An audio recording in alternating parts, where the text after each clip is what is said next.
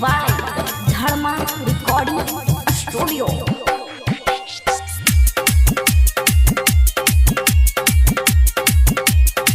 अखन अपने सब सुन रहल छी सफेजुल राज को मिक्स बाय डीजे मुकेश खटो का गाना। हाय हाय तजिया के बोलिया सुन के एलही परदेसिया, तजिया के बोलिया सुन के एलही परदेसिया, रन पर खेलै सब लठिए।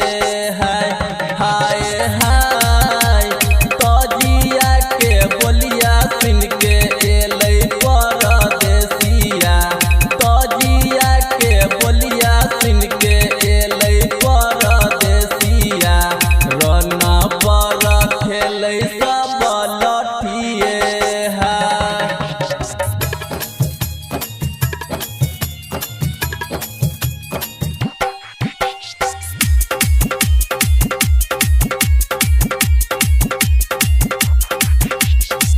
अखन अपने सब सुन रहल छी सफेजुल राज को मिक्स बाय डीजे मुकेश खटो का गाना। हाय हाय कौन रे गाम से काटी हो ललकई, कौन है बांस से कलगी, कौन गाम से काटी हो ललकई, कौन है बिट से कलगी, दूरा पर साजा बैसब चमकी। हाय जी दरभंगा नगरिया से ललकई, चाबुर बिट से कलगी, दरभंगा नगरिया से ललकई, चाबुर बिट से कलगी, दूरा पर साजा बैसब चमकी।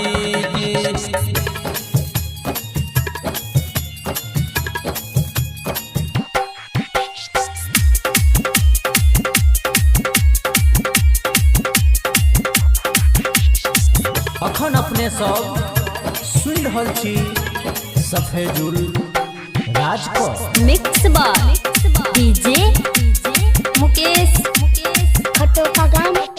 हाय हाय सब जंगी हिली मिली रन खेले लटिया, सब जंगी हिली मिली रन खेले लटिया, कंधा पे घुमाबै सब तजिए।